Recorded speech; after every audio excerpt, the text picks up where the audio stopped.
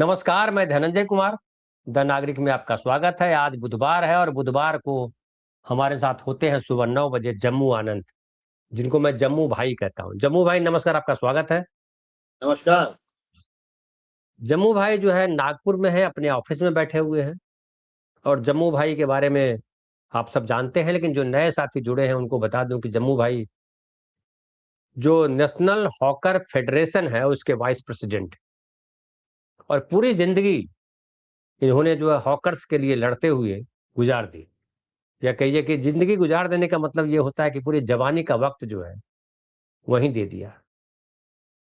और जम्मू भाई आज भी उतने ही जोश से भरे हुए हैं, उतने ही आक्रोश से भरे हुए हैं जितना कोई युवा होता है।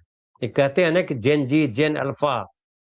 जम्मू भाई अभी अपनी उम्र को पार कर गए हैं और बार बार वो अपनी उम्र को पार करके नई उम्र में आ जाते हैं, जेन अल्फा में पहुंचे हुए हैं। अब देखिए उनके गले में देखिए दो तरीके के गमछा टाइप चीजें बंधी हुई है, जिसको लोग पट्टा बोलते हैं। पट्टा मैं नहीं बोलता हूँ, लेकिन पटका बोलते हैं महाराष्ट्र में, पटका। और पटका जो है एक रेड भी नहीं है, मैरून कलर है, रेड ही भी कह सकते हैं। और दूसरा नीले नहीं, कलर का है। एकदम रेड है भाई। कोई एकदम रेड है, कोई मिलावट नहीं है। कोई मिलावट नहीं। हमारे यहाँ इसको बोलते हैं एक रंगा, एक रंग हाँ। का। उसको रेड को बोलते हैं हमारे गांव में, एक रंगा। तो एक तो रेड कलर है, दूसरा नीला कलर है, और तीसरा जो उनकी शर्ट है या टी शर्ट है वो व्हाइट कलर की है। ये जम्मू भाई, तिरंगा हमारे देश की पहचान है।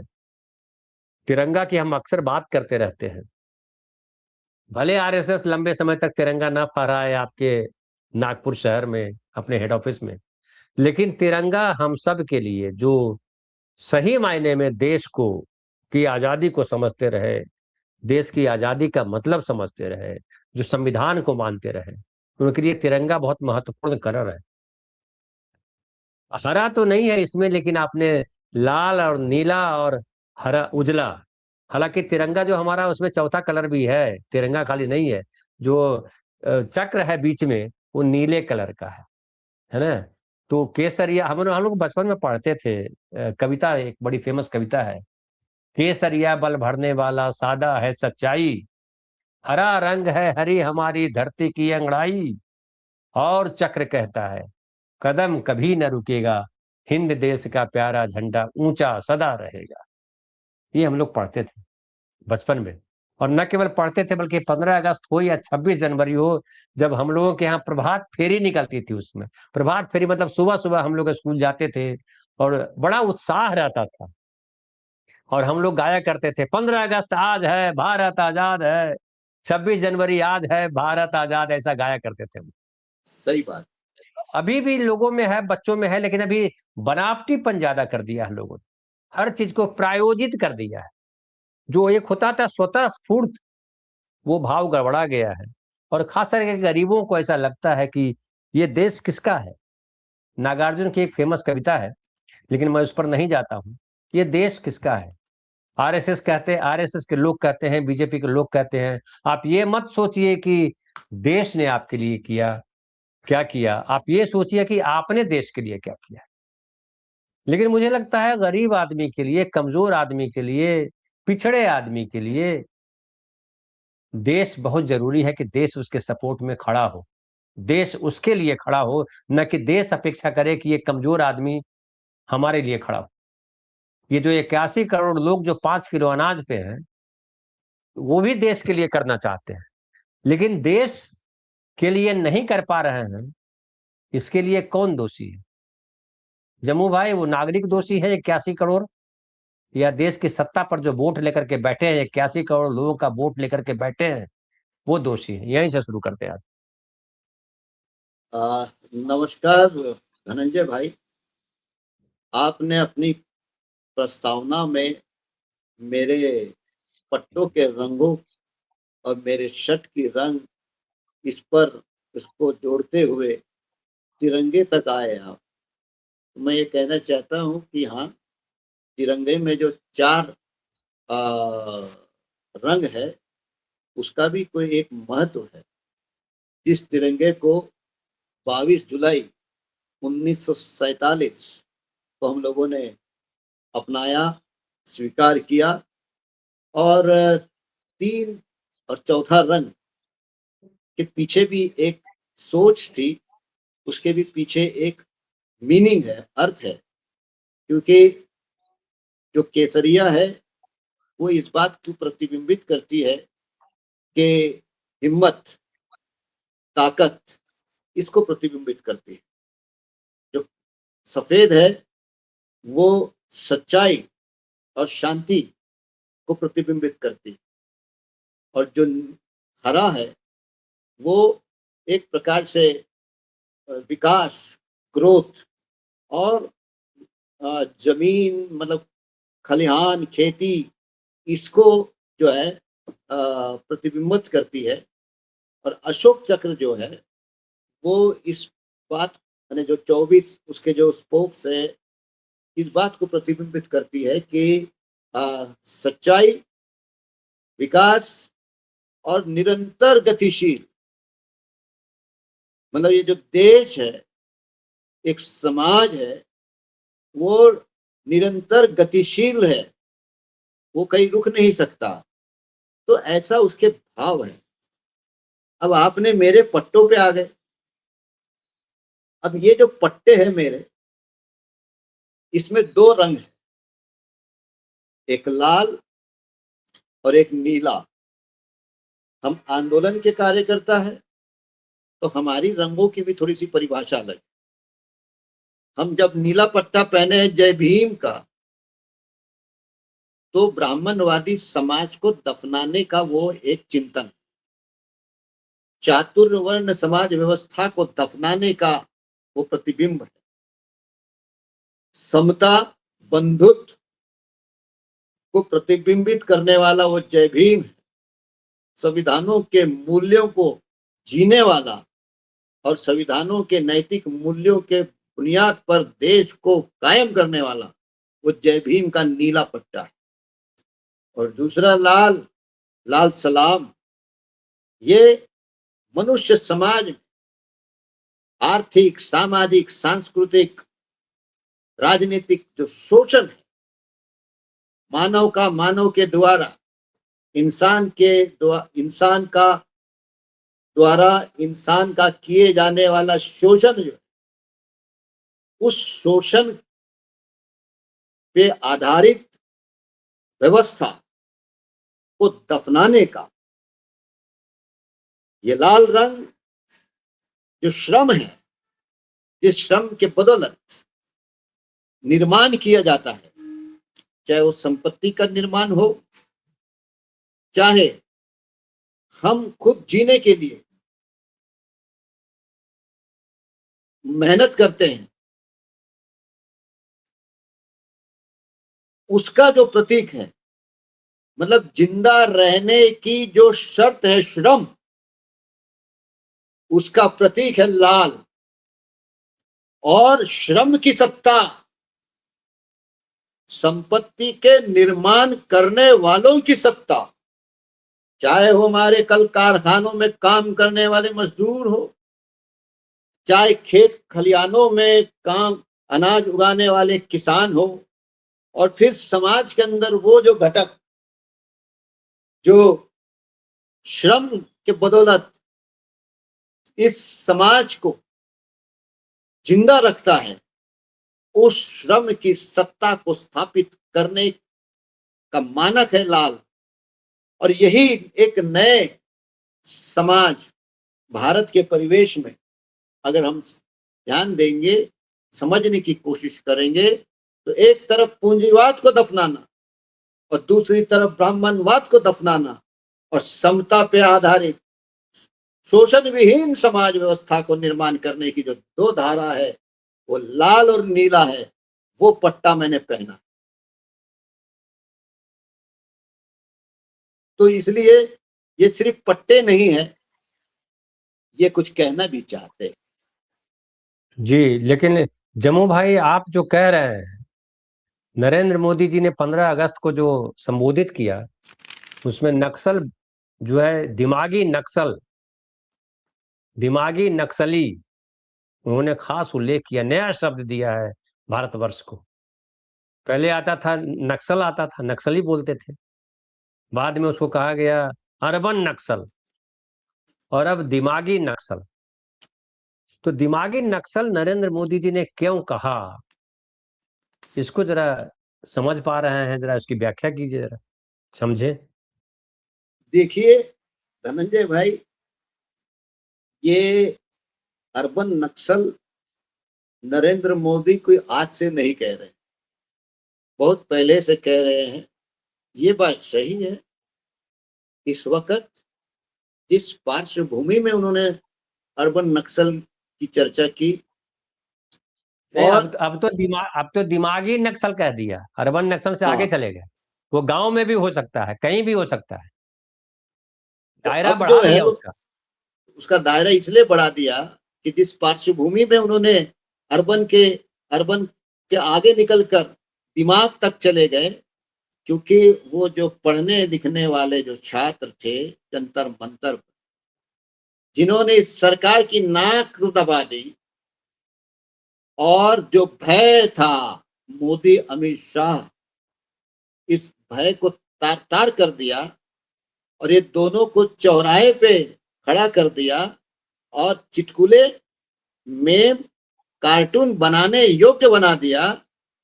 तो वो कावड़ धोने वाला नौजवान नहीं है, वो स्कूल कॉलेज में जाने वाला नौजवान है।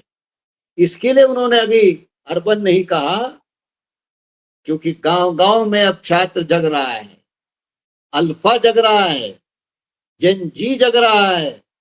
तो इसके लिए अब उन्होंने कहा दिमागी नक्सल। मैं दिमागी नक्सल इस शब्द प्रयोग का स्वागत करना चाहता हूं, और आपके इस चैनल के माध्यम से भारत के सबसे लफाज प्रधानमंत्री नरेंद्र मोदी, इनका तहे दिल से अभिनंदन भी करना चाहता हूं।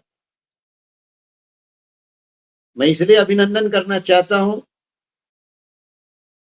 कि नरेंद्र मोदी पहली बार 12 साल में सच बोला। सच क्या बोला है? उन्होंने बोला पढ़ने लिखने वालों को ही दिमाग होता है, स्कूल कॉलेज जाने वालों को दिमाग होता है, संघर्ष करने वालों को दिमाग होता है, सरकार की नीतियों के ऊपर पहरेदारी करने वालों को दिमाग होता है, सरकार पे सवाल पूछने वालों को दिमाग होता है, अपने हक और अधिकारों को लेकर लड़ने वालों पे को दिमाग होता है। और उनके साथ जो फौज खड़ी है, उन्होंने बताया कि हमारे साथ जो फौज खड़ी है वो बेदिमाग और अंधभक्त है। इसके लिए मोदी जी, आपने सही पहचाना कि लड़ने वाले, संघर्ष करने वाले, सपने देखने वाले, इनको दिमाग होता है। भगवान के भरोसे नहीं रहने वाले। हाँ, भगवान के भरोसे नहीं रहने वाले। और जो क्या बोले उन्होंने, वो किसके बच्चे थे? वो वो जैविक नहीं थे ना, वो अजैविक, वो अजैविक थे, जैविक, non biological, non biological. Non biological. तो नॉन बायोलॉजिकल को दिमाग होता नहीं है, ये मोदी जी ने स्वीकार कर लिया। मुझे ऐसा लगता है कि 12 साल में मोदी जी की एकमात्र सबसे बड़ी उपलब्धि ये है कि उन्होंने दिमाग वाले और गैर दिमाग वाले और बेदिमाग वाले, हमारे यहाँ उसको बोलते हैं दिमाग से पैदल। हमारे नागपुर में भी कहते हैं यार ये दिमाग का पैदल है। तो दिमाग के पैदल वाले और दिमाग वालों को पहचान लिया, ये मोदी की 12 साल की एकमात्र सबसे बड़ी उपलब्धि है। इसके लिए मैं दिमागी नक्सल शब्द से बहुत खुश हूं। उन्होंने मुझको बेदिमाग और पैदल दिमाग वालों से बाहर कर दिया। मोदी जी को मैं तहे दिल से धन्यवाद देना चाहता हूं। जी जी, लेकिन मोदी जी सफाई दे रहे हैं कि हम जो कह रहे थे उसका मतलब ये नहीं है, उसका मतलब कुछ और था। बहरहाल, क्या आपको लग रहा है जम्मू भाई की, देखिए झारखंड में भी जो आंदोलन चल रहा था और लग रहा था कि मोदी जी को एक मिल गया है राहुल गांधी पे हमला बोलने का, या राहुल गांधी के हमले को कमजोर करने का, या उसको सही जवाब देने का मौका मिल गया है झारखंड में छात्र आंदोलन। लेकिन झारखंड के छात्र आंदोलन में ये चक्कर हुआ कि सारी मांगी छात्रों की मान ली गई। राहुल गांधी ने स्पेशल खत लिखा, बात भी की होगी, तमाम चीजें हुई होगी। और राहुल गांधी ने जो अपना ट्वीट किया, ट्विटर पे लिखा, उसमें उन्होंने बड़ा साफ साफ लिखा और कहा कि छात्रों ने संयम रखा और अपनी बात मनवाई। मुख्यमंत्री हेमंत सोरेन जी और झारखंड सरकार ने बातचीत का रास्ता चुना और समाधान निकला। सही तरीका यही है, छात्र सवाल पूछे तो जवाब मिलना चाहिए। हम देश के हर छात्र के साथ खड़े हैं और हम इस वसूली तंत्र को जड़ से बदल कर रहेंगे, ताकि हर छात्र को उसकी मेहनत का पूरा फल और निष्पक्ष प्रतिस्पर्धा का हक मिले। पूरे देश में ये सिस्टम बदलेगा। अब ऐसी व्यवस्था बनेगी जो छात्रों को आगे बढ़ाए, उन्हें पीछे न खींचे। तो एक तो झारखंड का जो छात्र आंदोलन था, जिसपे लग रहा था कि कुछ वहां से निकल आएगा, वो नहीं निकला, राहुल गांधी ने निकलने नहीं दिया।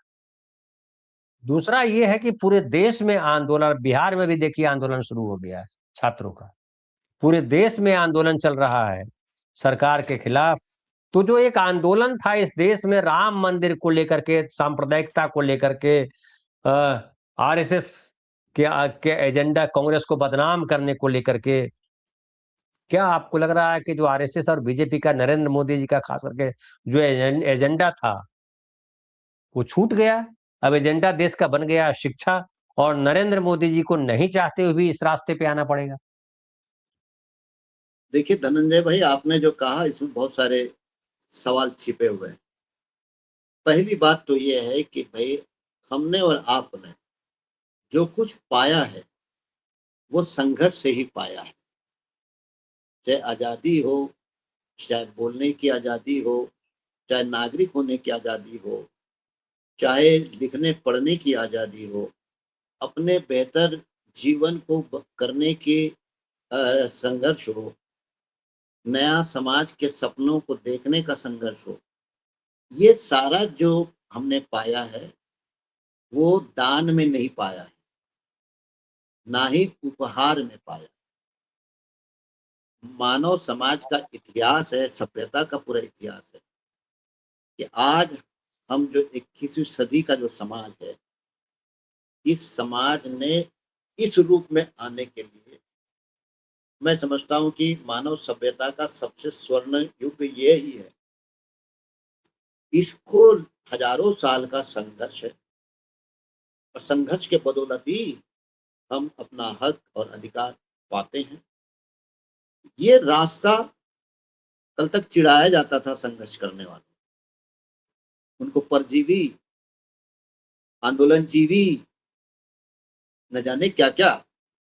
किसी देश का प्रधानमंत्री इस तरीके से इसी देश के संघर्ष करने वाले लोगों के साथ एक प्रकार से उनकी खिल्ली उड़ाता हो, इससे मतलब दकियानूसी कहो, शर्म की बात कुछ हो नहीं सकती एक देश के लिए। लेकिन जिसको कहते हैं कि लोग जो वंचित है, लोग जो परेशान है, वो ये समझते हैं, शायद व्यक्त नहीं कर पाते हैं भाषा से, लेकिन जब वो रास्ता चुन लेते हैं तो हम समझ लेना चाहिए कि उनको रास्ता मिल गया अपनी अवस्था से। और अवस्था तुलनात्मक है। उस अवस्था से बाहर निकलने का अगर कोई एकमात्र रास्ता है तो रास्ता संघर्ष का है, और दूसरा अकेले का नहीं है, सामूहिक है, और घर में बैठ के नहीं है, सड़क पे उतर के है। तो ये है, लोग संघर्ष करते आए हैं, करते रहेंगे, आने वाले दिनों में भी ये संघर्ष बेहतर समाज के लिए चलते रहेगा। अब आपने कहा कि दिल्ली का जंतर मंतर के आंदोलन जिस तरीके से भारत सरकार, मोदी सरकार कटघरे में खड़ी हो गई और बेआबरू होकर ये जो सत्र था रेनी सीजन का, वो देखे हमने कि बच्चे स्कूल में जरूर आए लेकिन क्लासरूम में नहीं गए, मास्टर ने एब्सेंटी लगाते चले गए।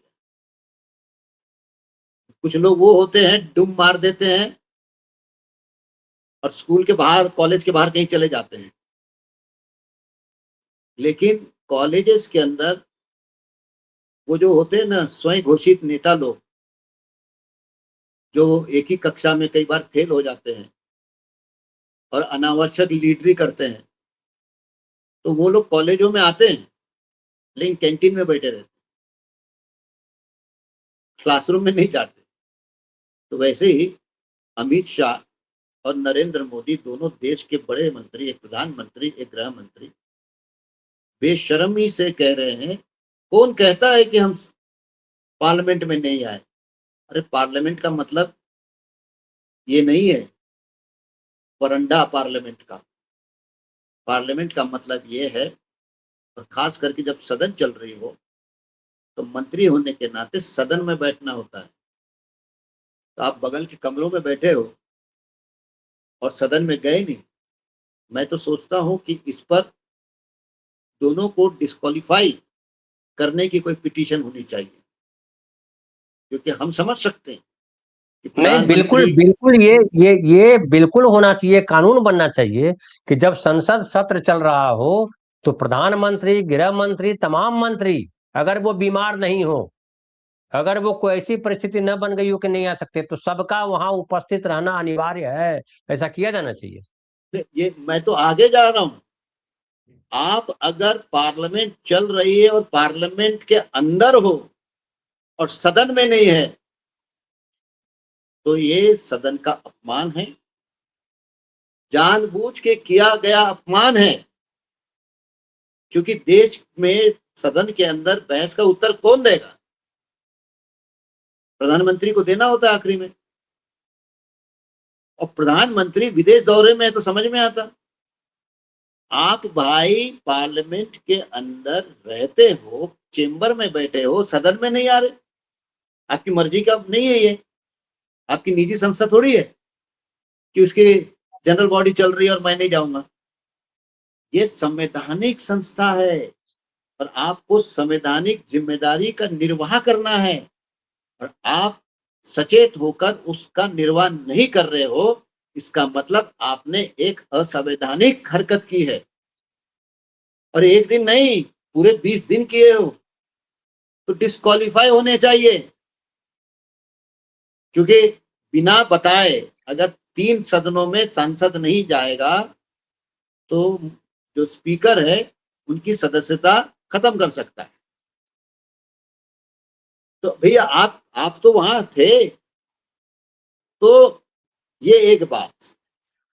दूसरी बात, जंतर मंतर के आंदोलन जो हुआ उससे जिस तरीके से केंद्र सरकार कटघरे में खड़ी रही, केंद्र सरकार और बीजेपी ने खास करके, आरएसएस ने खास करके अपनी साख को बचाने के लिए झारखंड के आंदोलन का नेतृत्व करे।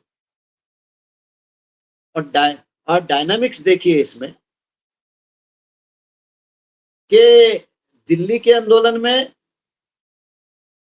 नक्सली है, एंटी सोशल एलिमेंट और विदेशी फंडिंग, और झारखंड का नौजवान लगभग वही मांग कर रहा था, पेपर लीक, एग्जामिनेशन रद्द।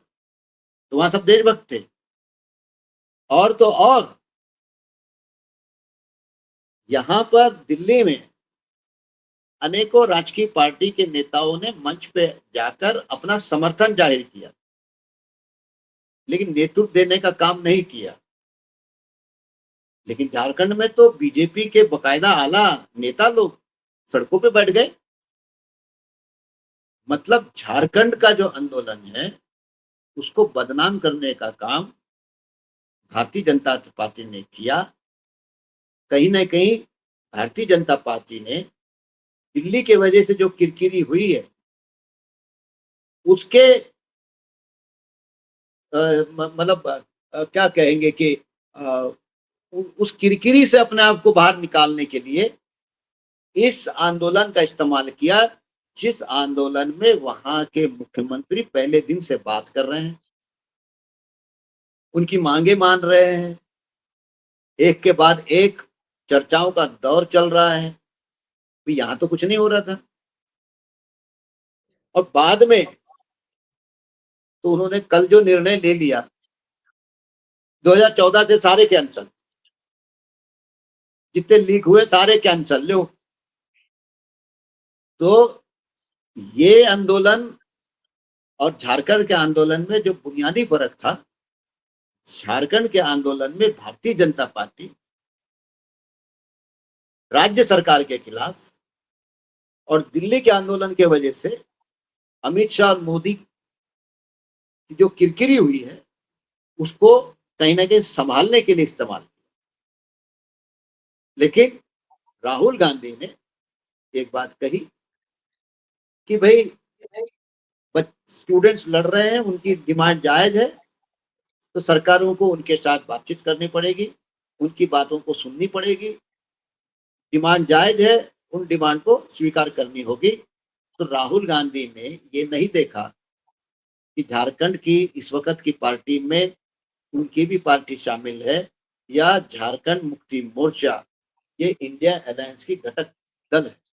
उन्होंने उसके ऊपर उठकर बात कही। भारतीय जनता पार्टी, आरएसएस और मोदी अमित शाह की सरकार वो धैर्य और वो बड़ापन, वो बड़ा दिल दिखा नहीं पाई, पौनी रह गई। यही दो आंदोलनों से सिद्ध हुआ है। जी, लेकिन एक एक एक जो सवाल बनता है और जम्मू भाई, कि क्या आपको लग रहा है कि हालांकि अभी चुनाव में बहुत दिन है, लोकसभा का चुनाव होने में बहुत समय है, मैं एक सोच रहा था कि समझिए जो 75 के अगर हम याद करते हैं, इमरजेंसी के दिन में जाते हैं, तो इमरजेंसी के समय नेता लीड कर रहे थे आंदोलन को। जो आंदोलन हुआ उस सब में नेता लीडर थे और आम आदमी बहुत ज्यादा एक्टिव नहीं था, आम आदमी का हर वर्ग एक्टिव नहीं था। आज लग रहा है कि नेता लीड कर रहे हैं, वो साइड हैं, नेता नेता भी लीड कर रहे हैं, लेकिन वो उस तरीके से जमा नहीं है। आम आदमी, आम पब्लिक, आम लोग, बच्चे जिनके पास वोट देने का भी अधिकार नहीं, वो भी सब सड़क पे उतर आए हैं। क्या आपको लग रहा है कि इमरजेंसी के समय से ज्यादा खतरनाक स्थिति आज हमारे देश में है, ऐसा दिखाई पड़ रहा है? और इसका क्या परिणाम आपको दिखाई पड़ रहा है, कल को क्या हो सकता है? मैं ये कहना चाहता हूं कि अभी का जो आंदोलन है इसकी व्यापकता जो है इमरजेंसी के आंदोलन की तुलना में फिलहाल कम है, क्योंकि इमरजेंसी के आंदोलन में राजकीय पार्टियां थी, विचारधाराएं थी, स्वतंत्रता आंदोलन से निकले हुए नेतागण नेतृत्व कर रहे थे और फिर किसान भी थे, नौजवान भी थे, वगैरह वगैरह सारे लोग थे। लेकिन फर्क ये था कि उस दौर में समाज में सत्ता का भय नहीं था। यूपीए उपा जो है, अनलॉफुल प्रिवेंशन एक्ट जो है, वो उस वक्त नहीं था। आज तो वो है जिसके अंतर्गत करीब आंकड़े बताते 19,000 लोगों पे केसेस दर्ज है। आज भय का माहौल। उस समय सत्ता आरएसएस के हाथ में नहीं थी, उस समय फासिज्म का खतरा नहीं था। उलट उस आंदोलन ने आज के फासिस्टों को, आरएसएस को पहली बार देशव्यापी मंच प्रदान करके घोर अपराध इस देश के साथ हुआ। आज जो है सत्ता संवाद नहीं करना चाहती। आज की सत्ता संघर्ष को स्वीकार नहीं करना चाहती। आज की सत्ता संवैधानिक और लोकतांत्रिक प्रक्रिया को मानती नहीं है। ये बहुत गुणात्मक फर्क है 76-74 के दरमियान और आज 25-26 के दरमियान में। लेकिन भय जो है, भाई फांसीवाद भय तो निर्माण करती है ना समाज में। उस भय के खिलाफ जो नौजवान उठ के खड़ा हुआ, उसने एक प्रकार से समाज के अंदर का जो भय है उसकी सीटी बजा दी उसने, और उस वजह से लोकतंत्र जो है मजबूत हुआ। उस वजह से आज उस स्कूल के जो बच्चे हैं, बिना किसी नेतृत्व के वो साहस उनमें आया है कि नहीं, खड़े हो जाओ, चलो गेट के सामने खड़े हो जाएंगे, मांगेंगे टीचर दो, पानी दो, शौचालय दो। ये हिम्मत। और जब समाज में आम आदमी, बच्चे हो, कोई भी हो, अपने अधिकारों को लेकर संघर्ष के मैदान में उतरता है तो लोकतंत्र ज्यादा प्रगल्भ होती है। The democracy gets matured when the common man asserts for their rights and take to the streets। ये है। तो इसलिए आज का जो संघर्ष है, ये संघर्ष अंततोगत्वा एक राजकीय संघर्ष में तब्दील होगा, जिस राजकीय संघर्ष का केंद्र में रहेगा देश का संविधान, देश का लोकतंत्र, देश की धर्मनिरपेक्षता और देश की गंगा जमनी कल्चर। ये उसके केंद्र में रहेगा।